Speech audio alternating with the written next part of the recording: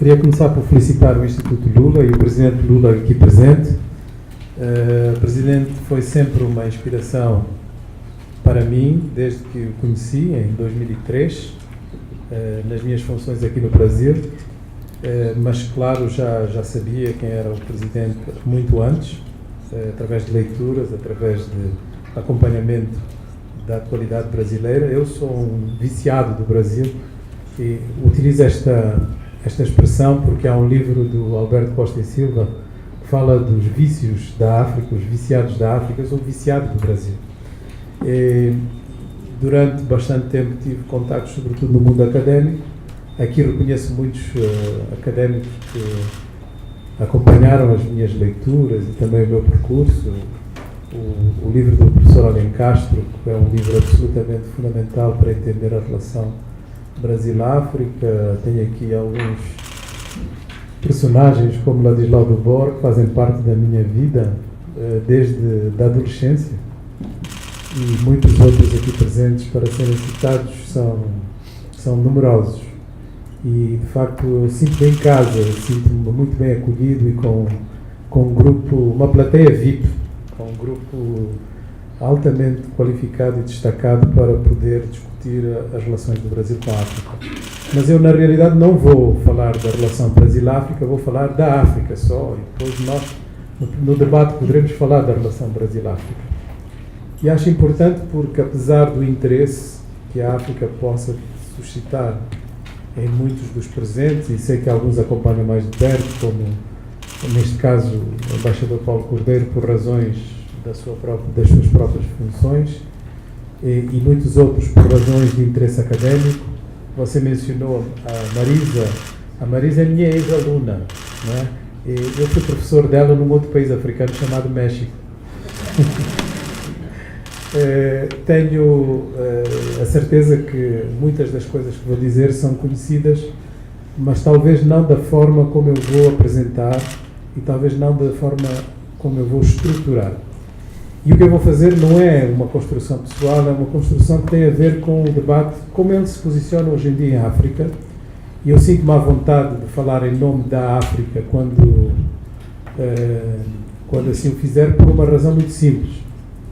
Existe um grupo de 3 instituições que são consideradas as instituições mais importantes no contexto pan-africano, que é claramente a União Africana, o Banco Africano de Desenvolvimento e a comissão que eu dirijo, que é a CEPAL da África, a Comissão Económica para a África.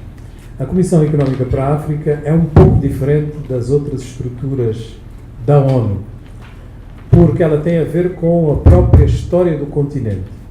Foi criada em 1958 e, na altura, a África não estava ainda independente. Havia poucos países que estavam independentes e, durante esse período que se seguiu logo após a criação da Comissão Económica para a África, houve, digamos, a grande vaga das independências africanas. E, por causa disso, era preciso haver uma instituição que servisse de âncora para a reflexão, e essa instituição passou a ser a Comissão Económica para a África, que acabou por ter um papel fundamental na criação da própria Organização da Unidade Africana, que começou por se reunir nas suas instalações e assim continuou a fazê-lo até há 5 anos atrás, quando a União Africana recebeu uma sede oferecida pela China. Mas, para além da presença física nas instalações da Comissão Económica para a África, há um emaranhado de relações entre as 3 instituições que fazem da Comissão Económica para a África uma instituição mais africana do que onusiana. Aliás, nosso slogan é um pouco dizer que nós não trazemos a agenda da ONU para a África, nós levamos a agenda da África para a ONU. E, portanto, é um pouco a filosofia que está por detrás dessa instituição. E essas 3 instituições juntas têm uma coordenação muito forte e, neste momento, estão a desenhar uma agenda para a África do futuro, que se chama Agenda 2063. E é 2063 porque em 2013 comemoramos 50 anos de vida institucional pan-africana e num momento mágico, não é, decidimos que era importante engajar todos os líderes do continente numa reflexão sobre o que eles gostariam de oferecer à África nos próximos 50 anos.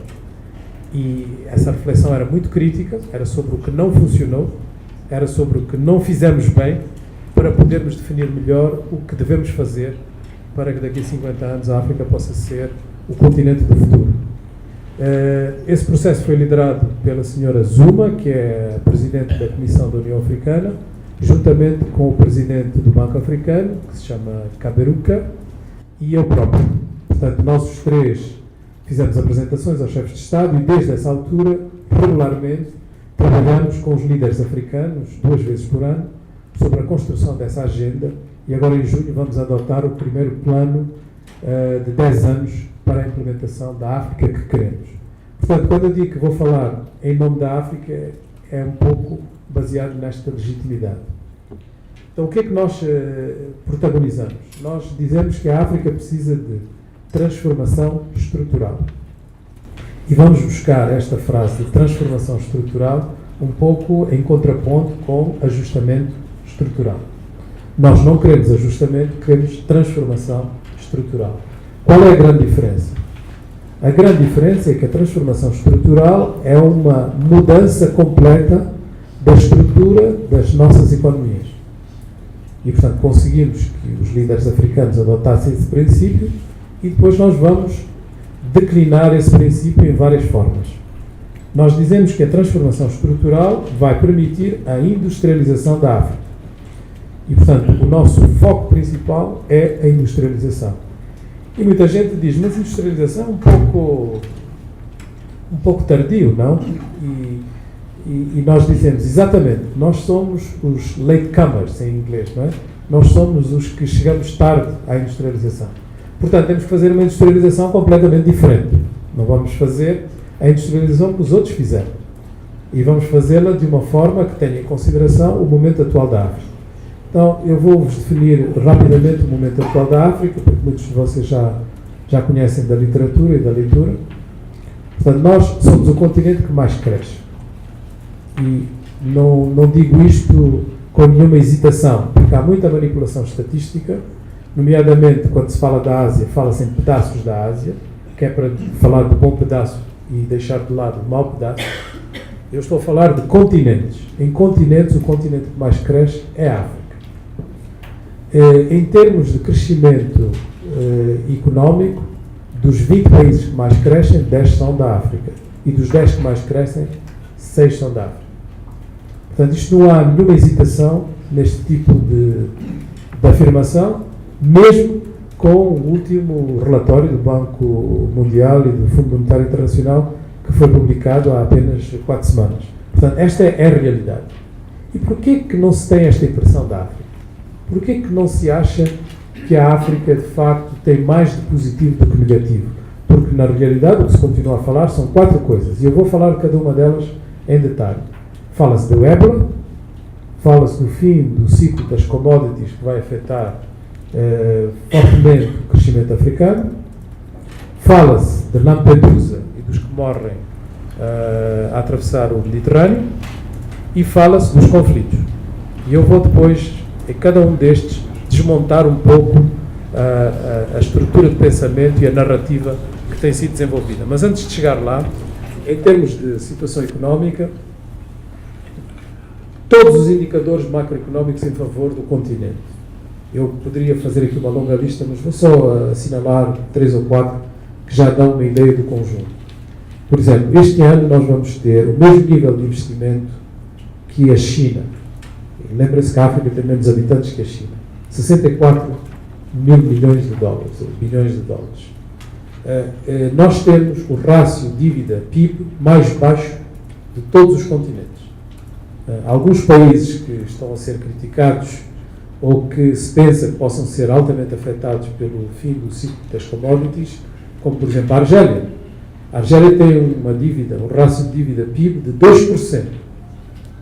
E a média africana está abaixo dos 20%. Portanto, isto dá uma ideia da capacidade enorme de endividamento que tem a África. Nós estamos no ponto mais alto de reservas de Banco Central jamais atingido pelo continente. Neste momento, as nossas reservas de Banco Central são equivalentes a 500 mil milhões de dólares, ou seja, meio trilhão. Nós temos uma inflação no continente, a média do continente, que está abaixo dos 7%. Muitos países estão com uma inflação à volta dos 2, 3%, e são daqueles que mais crescem. Nós temos uma situação em que o nível de investimento público é o mais alto jamais atingido nos últimos 30 anos. Portanto, eu poderia continuar com os vários dados que mostram que, de facto, a nossa situação económica é invejável. E ela é tão invejável que, neste momento, pode-se dizer que, praticamente, aquilo que está a acontecer em África é o que aconteceu na China há cerca de 30 anos e que aconteceu mais recentemente na Índia há cerca de 10 anos, 20 anos. Na realidade, se nós pensarmos que nos últimos 15 anos a África duplicou o seu PIB, atingiu um nível de participação no comércio mundial de 3,3%. Pode parecer pouco, mas comparem com o Brasil e, mais importante, comparem com a Índia, porque a Índia é considerado o país que, digamos, é estrela neste momento, em termos de crescimento. Esse país estrela tem uma população ligeiramente maior que a África. Portanto, a comparação tem sentido.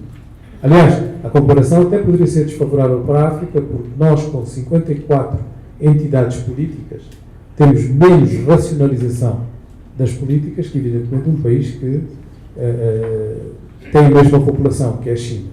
E, no entanto, todos os indicadores da África são melhores do que a China. A África tem um PIB per capita maior que a China. A África tem uma penetração da telefonia celular maior que a China. A África tem mais computadores do que a China. A África tem uma participação no comércio maior do que a China. A África tem menos pobres do que a China. E podemos continuar com essa comparação, e eu normalmente costumo ir até o fim da provocação dizendo: e qual é o país que mais investe na Índia?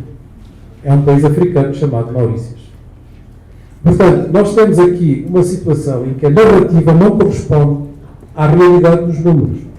O país estrela, que é a Índia, tem todos os indicadores piores do que a África. Mas não é assim que as pessoas veem. E normalmente as pessoas dizem: mas é porque na África existem muitos problemas. Então vamos ver esses problemas um por um, porque é interessante desconstruir a narrativa. Primeiro problema.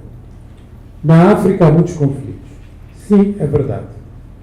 O total de pessoas que foram mortas nos conflitos da região dos Grandes Lagos e do Corno da África, que são as duas regiões com maior número de conflitos, é menor. O total de pessoas mortas por essas duas zonas de conflito é menor do que as pessoas que morrem por conflito na Índia, com a revolta dos Naxalites e com a região do Caxemir. Isto não é a percepção que as pessoas têm. Se nós tomarmos, por exemplo, em conta o que se passa em certos países da Ásia, e no arco, digamos, da desgovernação, que vai do Afeganistão até o Iraque, etc., então a situação piora consideravelmente. Mas eu estou a comparar com países que normalmente no nosso imaginário parecem melhores do que a África. Não estou a comparar com o que parece pior. Por exemplo, fala-se da pirataria na costa da Somália. Há 5 vezes mais ataques de piratas no Golfo de Malaca, no Estreito de Malaca, do que na costa da Somália. Mas só que no Estreito de Malaca é Singapura, é Malásia. Parece tudo fantástico. São países que, no nosso imaginário, não têm problemas. Como nós não imaginamos de que há uma província da Malásia que tem uma revolta, que tem problemas em Irian Jaya na Indonésia, que há o problema dos muçulmanos de Mindanao nas Filipinas e que existe uma tensão enorme na fronteira entre o Camboja e a Tailândia, que há a maior violação de direitos humanos em Myanmar e que nós temos uma situação em que o país que mais tem produção industrial em termos do tipo de produção que nós queremos importar para a África se chama Tailândia e que na Tailândia já vão no golpe de Estado número 7.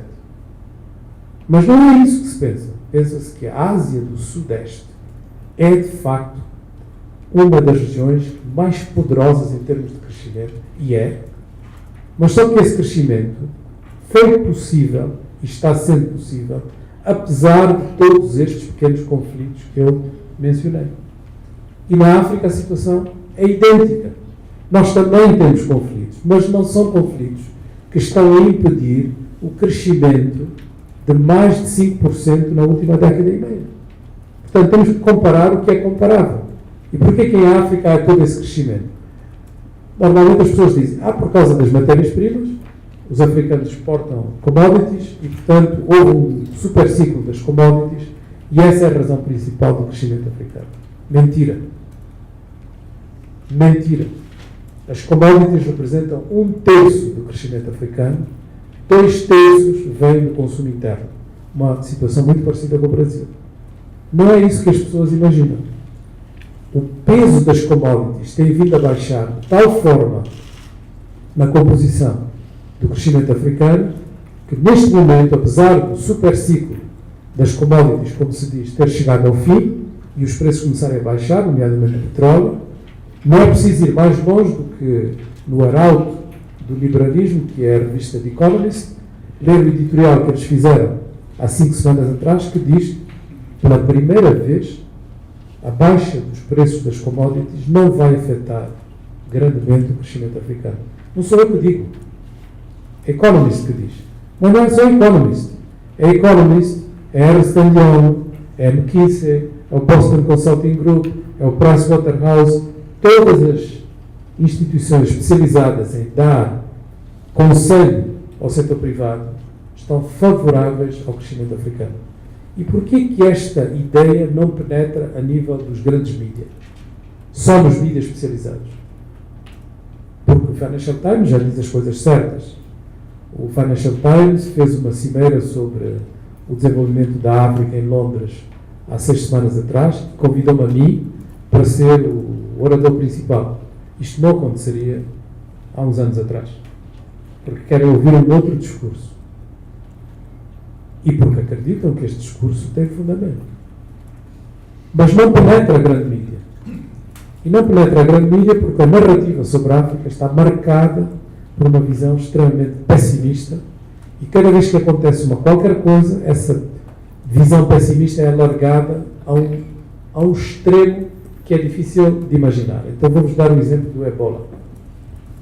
Portanto, como sabem, houve um problema sério de Ebola na África Ocidental que afetou 3 países, a Guiné-Conakry, a Serra Leoa e a Libéria.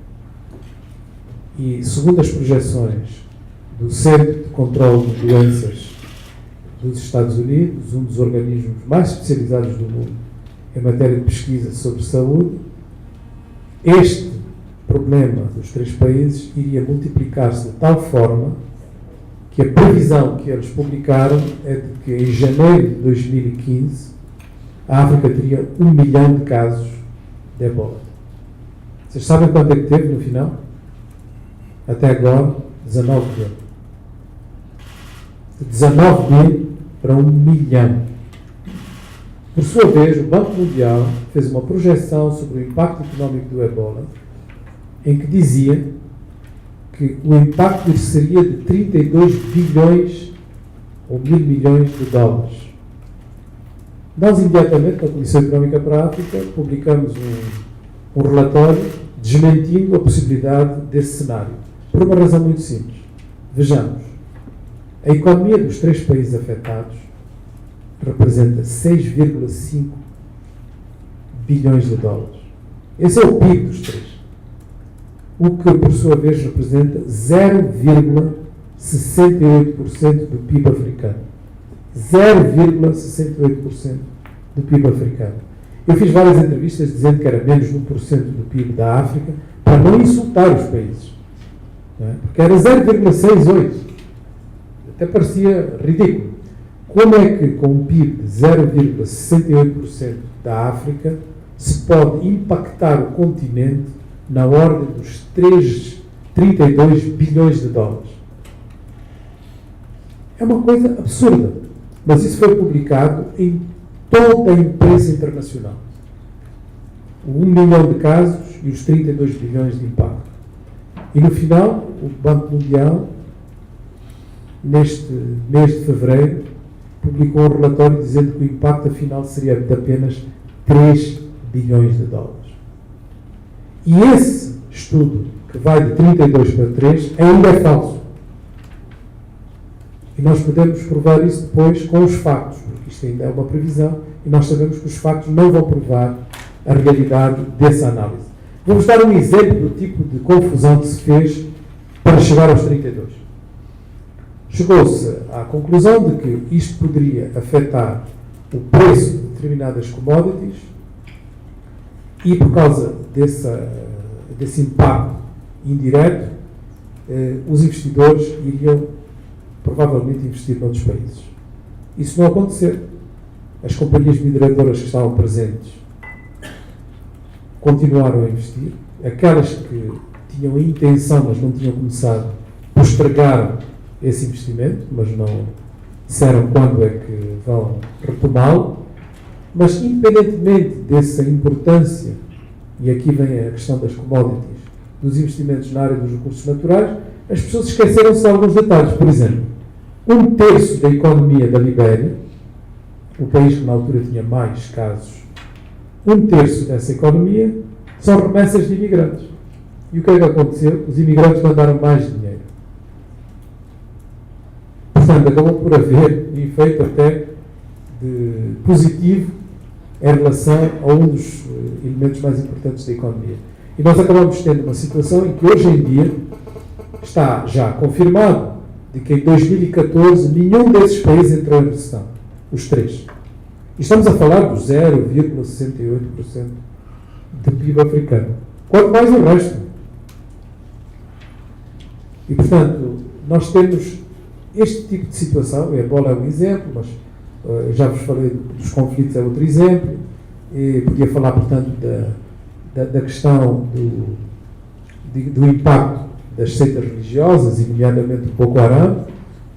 Eu acho que nós estamos a viver neste momento as últimas semanas do Boko Haram enquanto movimento com as características que tinha. Vai continuar a fazer o que faz hoje em dia o Al-Shabaab, que é fazer atentados à bomba, etc. Mas não vai conseguir mais controlar território. Portanto, nem o Al-Shabaab controla neste momento, nem o Boko Haram vai controlar. E, portanto, atentados, infelizmente, também acontecem em Madrid, e acontecem em Paris, e acontecem em várias partes do mundo. Isso é um outro fenómeno que nós também temos que resolver, que é um fenómeno de terrorismo internacional, não é um problema africano. Mas controle do território não vai acontecer. E, claro, temos essa questão espetacular do colapso da Líbia. Eu não quero entrar aqui em detalhes, mas sei que esta plateia pode imediatamente ver o que é que se passou na Líbia. Portanto, foi uma repetição do que se passou no Iraque, foi uma repetição do que se passou no Afeganistão, do que está a passar no Iêmen, que é essa tendência de fazer regime change, mudança de regime, sem pensar nas consequências das intervenções e sem preparar, digamos, um contexto de envolvimento dos atores regionais e querer fazer a coisa com a bomba, não é? E, portanto, depois com as consequências que nós sabemos. E é muito interessante dizer que a maior parte dos africanos que vão para Lampedusa são africanos que vêm da Somália, que vêm da Eritreia. Eles passam através da Tunísia e largam-se ao mar através da Líbia. Vocês sabem qual é o ponto de convergência entre estes 4? Somália, Eritreia, Tunísia e Líbia são antigas colónias italianas. E eles vão para a Itália. Portanto, aqui ainda estamos a viver os restos mortais de uma relação colonial. E com as características demográficas que são também importantes de ter em conta. Portanto, eu queria dizer que este problema da narrativa não vai desaparecer, nós combatemos essa narrativa, mas nós estamos também conscientes de que proclamar transformação da África é um slogan. Como é que nós transformamos esse slogan em algo mais real? Demonstrando que este nosso crescimento dos últimos 15 anos é um crescimento sem qualidade. Nós dizemos que esse crescimento não presta. Porquê que não presta? Porque ele não toca nas estruturas fundamentais da economia. Continuamos a ter a mesma estrutura económica. É uma estrutura económica em que, digamos, o grande produtor de receitas de exportação são as matérias-primas.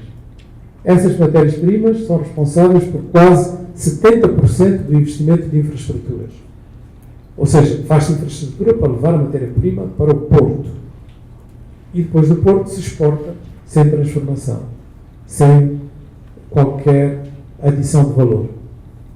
Portanto, este modelo faz com que a África exporte também, com esses produtos, os seus empregos. Porque vai ser transformado alguns noutro lugar.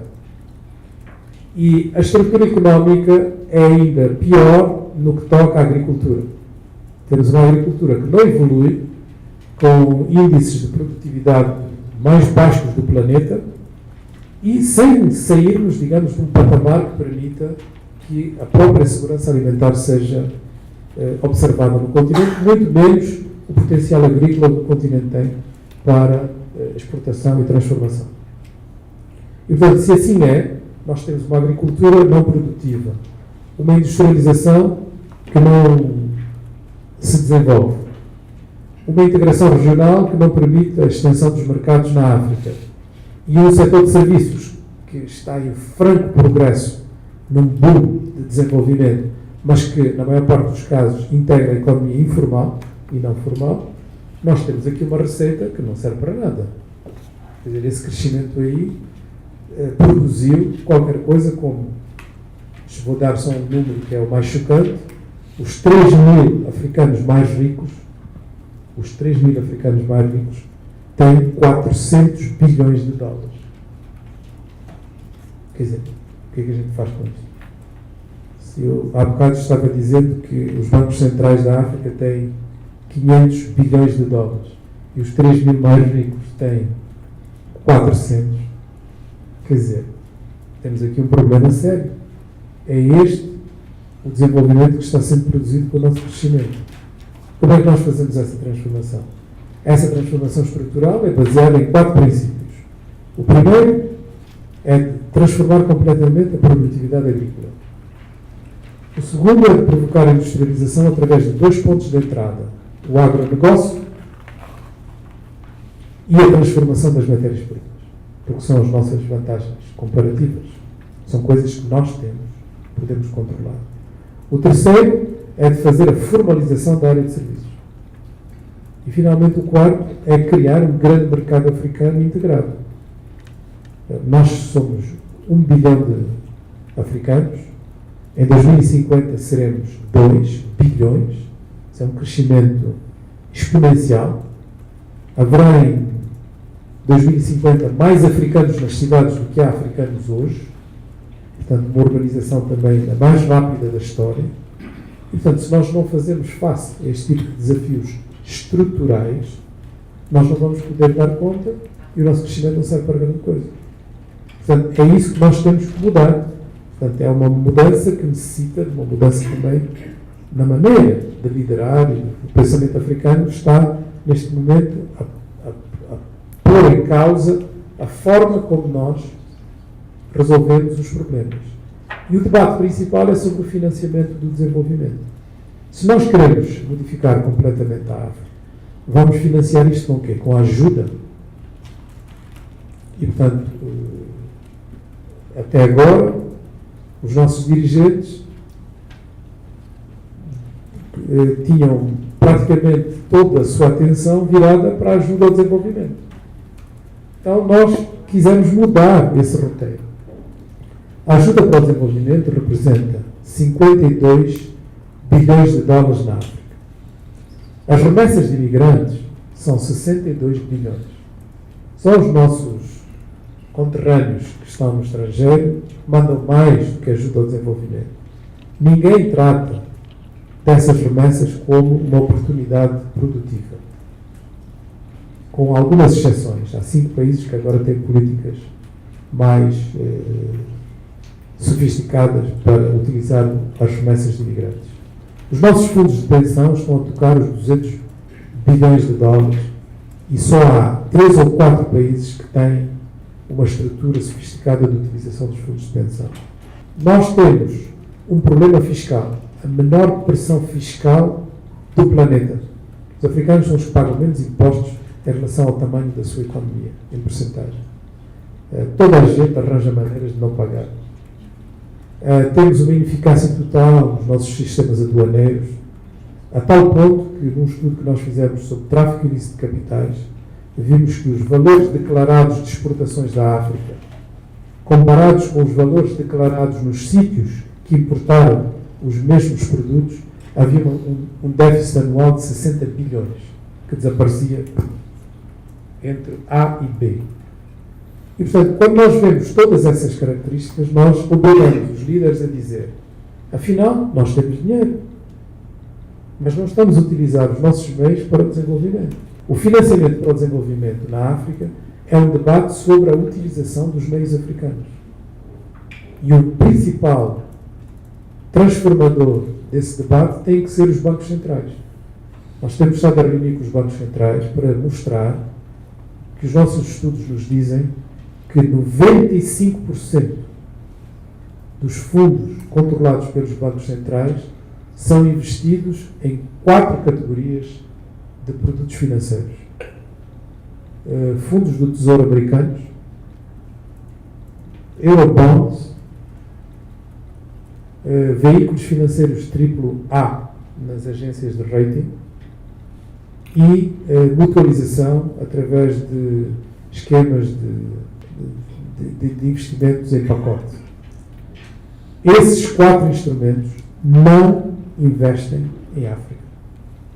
Portanto, as nossas poupanças são dadas para utilização por veículos financeiros que não investem em África. Apenas 5% desse dinheiro é investido em África. E a grande diferença entre o take-off industrial da China há 30 anos atrás e aquilo que nós queremos que aconteça na África é que, na altura, a China tinha níveis de poupança equivalentes à África. Os da África não são conhecidos, estão agora a ser conhecidos com os nossos estudos, mas tinham os níveis de poupança equivalentes à África, mas controlavam a poupança, porque não utilizavam este tipo de instrumentos. Não punham dinheiro em fundos do Tesouro americano. Vieram fazer muito mais tarde. Bom, e os retornos são escandalosos. São escandalosos. Vou dar só um exemplo dos grupos de países que faz parte do Franco CFA. Tem um acordo com o Banco Central de França, como nós sabemos já não é um banco emissor, mas é um dos membros do consórcio do Banco Central Europeu. E, portanto, nesse acordo, os países membros da zona CFA têm que pôr uma percentagem do seu PIB em reservas. Neste momento são 200 bilhões de dólares. Esses 200 bilhões de dólares são geridos conjuntamente com o Banco de França. E essa gestão está a dar um retorno à volta de 0,4% a 0,5%. E toda a gente sabe que isso é uma mentira. Basta dizer que, quando o Banco Central Europeu decidiu que todos os países teriam que salvar as economias em perigo, Portugal, Irlanda, Grécia, Chipre, cada país tinha que dar, em proporção do seu tamanho económico, um empréstimo aos países em crise, mas um empréstimo concessional, que foi mais ou menos à volta dos 4%. Portanto, isto significa, em termos técnicos, que o Banco de França dá a quem deposita africano no seu esquema 0,4% de retorno e empresta a título concessional a um país em crise europeu a 4%. Portanto, nós não podemos continuar a ter bancos centrais que utilizam o dinheiro da África fora da África e não para a África. Mas isto é um problema que tem a ver com a forma de classificação do Fundo Monetário Internacional, do Banco Internacional estabelecido em Basileia, que é o Banco Central dos Bancos Centrais, etc. Portanto, tem tudo a ver com, digamos, um tipo de debate que é muito mais importante nós termos que o debate sobre a ajuda ao desenvolvimento. É esse debate que a gente tem que ter. Não é o debate da ajuda ao desenvolvimento. 52 milhões não é grande coisa. Eu costumo dizer um pouco em provocação, quando falo com as autoridades da OCDE, etc., O que vocês dão à África é o equivalente ao pacote para salvar a economia da Ucrânia. Exatamente das montanhas. Portanto, vamos pôr as coisas em pratos limpos. Não é? Estamos a falar de um continente com 1 bilhão de pessoas e isso é o equivalente ao pacote de salvamento da Ucrânia. E nem falamos, digamos, dos montantes do Fundo Monetário Internacional, porque o Fundo Monetário Internacional, neste momento, tem, digamos, um pacote de atividades no continente que anda à volta dos 6 bilhões de dólares, o que não é nada, não é? Porque o Fundo Monetário Internacional deixou de ser internacional, é um Fundo Monetário Europeu, não é? Porque, neste momento, 72% das suas intervenções são para a Europa. E, portanto, é cada vez mais um Fundo Monetário Europeu e não internacional. As outras funções que ocupa, claro, são funções reguladoras, que são importantes a tomar em conta. Portanto, nós temos consciência de que o financiamento africano tem que ser financiado pela própria África.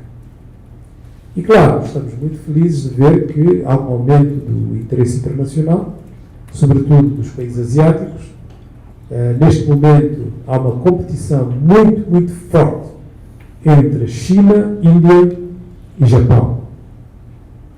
E, ao contrário do que se pensa, a ordem entre estes três é primeiro Índia, 2 Japão, terceiro China, em investimento.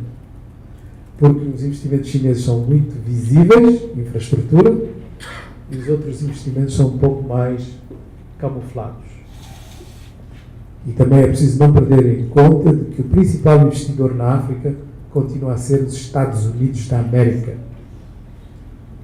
embora também não apareça. Muito calmamente, sorrateiramente e por detrás, enquanto os outros fazem barulho.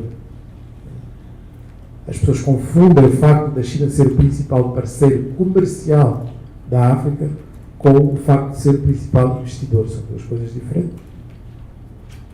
E, portanto, o estoque de investimentos dos vários países em desenvolvimento no continente, o primeiro país em estoque é a Malásia.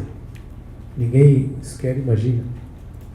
E, portanto, não aparece no roteiro dos jornalistas.